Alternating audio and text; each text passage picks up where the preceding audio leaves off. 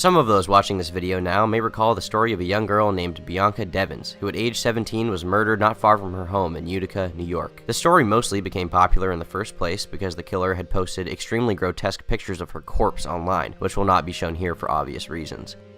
Few true crime pieces have interested me quite like the story of Bianca, going by the online alias Oxychan on both platforms, being a mixture of the term oxy, or the street name for the frequently used and abused narcotic, and chan being the Japanese term for a close female friend or lover. Perhaps I just like researching these cases out of morbid curiosity and fascination, but I also think there's probably something to be learned from this case. While much of the sensationalized media painted this story as a case of an angry white male stalking and murdering an innocent girl, looking a little deeper into the story, it can easily be shown that it was a bit more complex than that. Let me be clear that the purpose of this video isn't to say that Bianca deserved what happened to her, or that there is anything good about misogyny. Rather, that the media intentionally lied about this story, and the prevailing narratives around this have been completely false. Today, we'll be uncovering the truth about this tragic case, and what it says about the internet as a whole.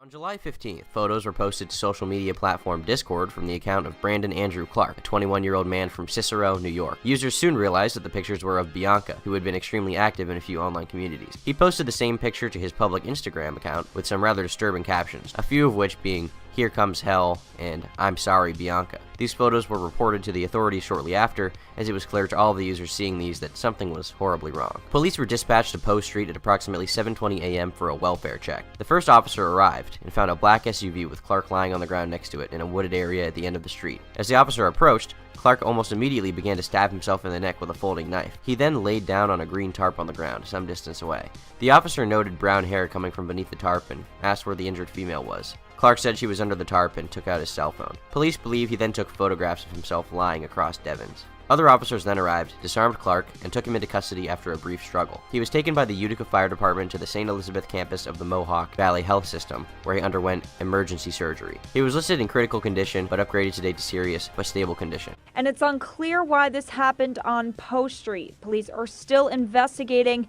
if this murder was planned. We're aware that Bianca and Brandon did attend a concert in the New York City area on Saturday night leading into Sunday and prior to this incident.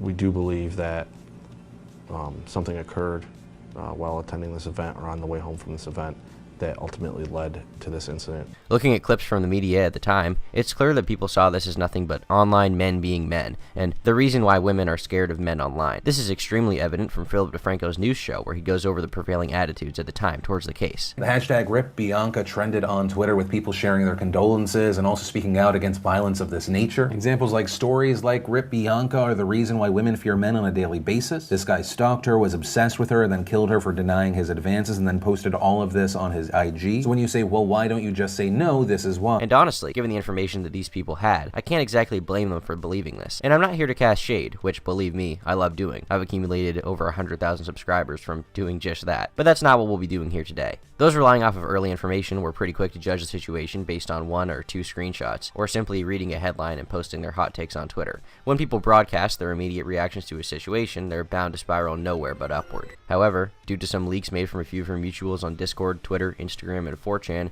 as well as the testimony of those who were in the same communities as her, particularly on the board's SOC or camps and meetups, and R9K, it's clear that things weren't okay with Bianca to begin with, really. Multiple help threads had been posted in online communities because Bianca was known to be especially promiscuous, which can be troublesome when at a young age, in my opinion, or whatever. And this isn't to say that 4chan is the best place to seek help with your mental health, or help with anything, really, but realistically, it's clear to other people in these online communities that there were lots of issues with the way that she was behaving, and they had made an effort to help. A decent amount of people actually seemed to feel partially responsible for Bianca's mental health, passing some of the blame onto the culture of these sites and taking it off of Bianca. In these communities, she was known for sending sexually explicit pictures to other online users constantly, as well as reportedly lying about her age online to get adult men to engage in sexual conversations with her, and then revealing her true age and explaining that if they didn't either give her money or narcotics, she would report them to the police. While you could of course say that these men were dumb for just trusting a random girl online, and that they should have simply avoided her unless they had full proof that she wasn't underage, it's still important to acknowledge that that Bianca did this specifically with the intention of manipulating these guys. It's not so much that you should feel bad for these adult men,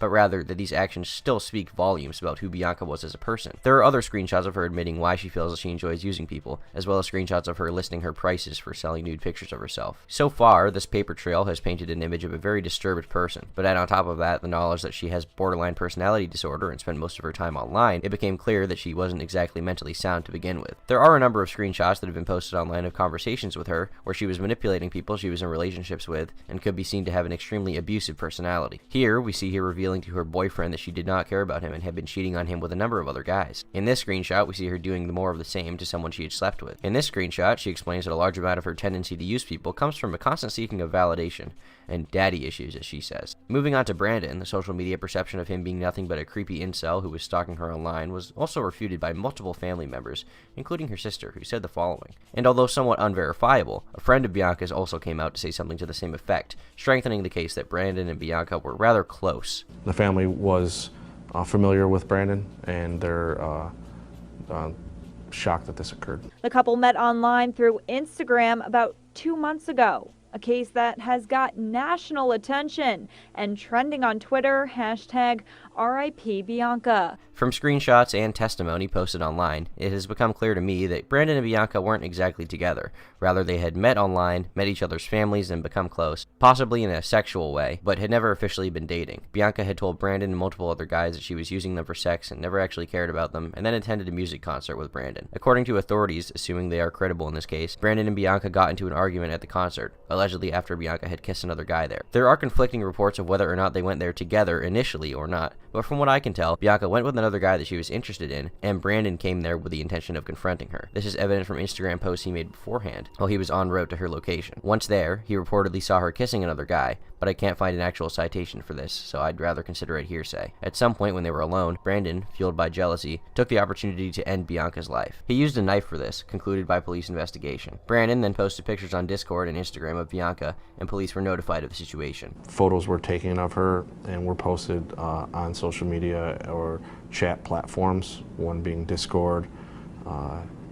They were posted on there, which led people to become concerned and to contact the Utica police. There are two prevailing narratives on either side of the situation. Some have used it as an example to show how online misogyny and online culture has led to murders like this one, and the other, somewhat sickening side has come to claim that Bianca simply got what she deserved. The just world psychological phenomenon really in practice here. According to AZ Central, the case had nothing to do with the internet and instead was a case of simple misogyny and internet stalking. This is the story pushed by people who either haven't really looked into the story or would rather ignore evidence that suggests something more nuanced. A number of tweets, like I showed earlier, have also said something to the effect of, Stories like Rip Bianca are the reason why women fear men on a daily basis. whether they know it or not, this is kind of disingenuous. This isn't a story about an online stalker, really. Apart from Brandon stalking, and I use that word very loosely, Bianca in the last moments of her life and killing her, there really wasn't a lot of stalking involved. To any of the people claiming that this is a case of toxic masculinity or that this murder is a product of misogynistic online culture created by entitled men, allow me to ask you this. If Brandon had been a girl and Bianca had been a man, would this story have been any different? I'd argue that it would have been the exact same, and this case would be nearly identical in execution. The only difference would be in regards to how people react, a reaction which I'd say would be much more muted if the genders had been reversed. There certainly is some misogynistic culture online. There's misogynistic culture everywhere, but this case has almost nothing to do with any kind of toxic masculinity. Brandon himself was not an incel. He killed Bianca out of jealousy, not jealousy because he was a man. A girl in his mental state would likely have done the same thing Brandon did. It is worth noting that, as stated before, a decent amount of incels have claimed that Bianca got what she deserved for using people and being promiscuous, which, well, I think this probably speaks for itself, to be honest with you. And I'd like to be sure that Megan Boyenton wanted to be sincere when she wrote this article, and she should be given the benefit of the doubt, but stories like this don't really do justice to the family of Bianca or her friends. Lying or being dishonest isn't helpful to talking about these stories and why they happen.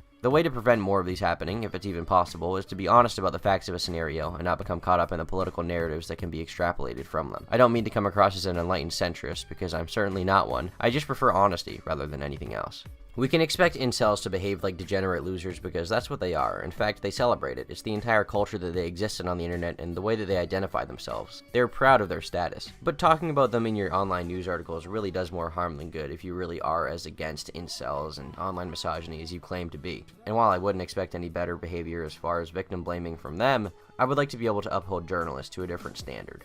Keep in mind there were also people that were being honest about this ordeal, which I appreciate in particular. Personally, I'd say that neither side of this argument, be the incels or the people pushing the Brandon is an incel narrative, is correct. What the story of Bianca Devins showed and confirmed to me, more than anything, is that the internet isn't always particularly healthy. Bianca clearly had a number of unaddressed mental disorders and wasn't fit to be spending time online, frequently showcasing manipulative behavior towards relationships and substances. Furthermore, Brandon was clearly ill as well, with not much evidence needed to be provided for that one. I think, if anything, this case highlights how the internet can sensationalize these situations and how the media will twist almost any situation to fit a narrative. The most interesting part of this case to me is how it was spread so far and so quickly. Murders happen every day. Hundreds of people are killed every day. Thousands of unremarkable deaths occur from toxic relationships, very similar to this one every year. And yet this one has become the poster child of toxic masculinity online due to a few key factors. Mostly being that Bianca frequented 4chan a lot, a site that has been seen by the general public as a cesspit of villainy, and because of how Brandon posted pictures of her corpse online. This allowed the media to take the story and run with it. And as for Bianca and what happened to her, it's obviously disgusting to say that she got what she deserved. She did not deserve to be murdered for what she did. However,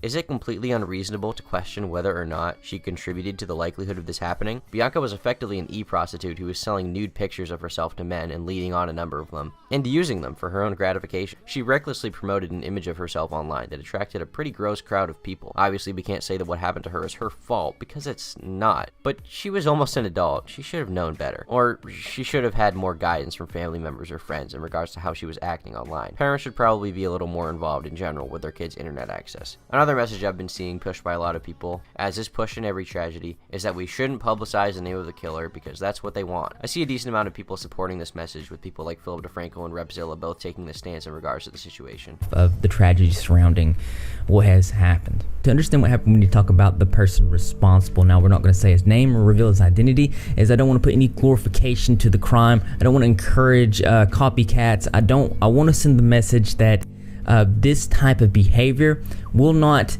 put a spot in history for you, but rather will make you be forgotten. Officers identified the man who killed her, but we won't be showing his face or his name in this video. Given the nature of this crime, it feels like in part the monster responsible for this, the goal was to get their name out even more.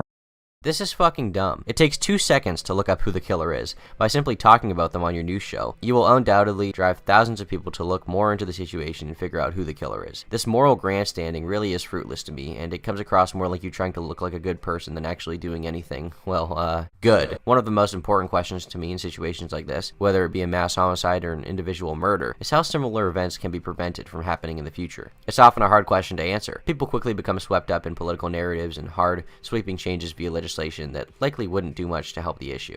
As for how I think this case could have been prevented, clearly Brandon and Bianca had some serious undiagnosed and untreated mental issues, or whatever treatment they were receiving was pretty ineffective. At 17 years old, I'm not sure what Bianca's parents were doing with their time if not paying attention to their kid. But if I was a parent, I wouldn't be comfortable with my daughter selling nude photos of herself to adult men online, or even with the extremely sexual content she was making public. These individuals were clearly both very ill and needed help, and somehow everyone in their lives failed them. This isn't to blame them directly, but it's more to say, hey, check on your friends. And to any young girls watching this, clearly this is advice that you should be listening to, seeing my stature as a 95-year-old man, but wait till you're an adult to sell nudes, and be fucking careful about it. As an adult, don't lead losers on when you're on the internet. You're not always going to attract the most stable people, considering how instead of hanging out with girls in real life, they're paying you over Tumblr to send them an ass picture. I wouldn't be surprised if something similar happened to any of the popular e-girl icons right now. Looking at you, Belle Delphine. Pay attention to these communities, be wary of the people in them, and check on your friends. Brandon Clark pled not guilty to the charge of second-degree murder during the trial.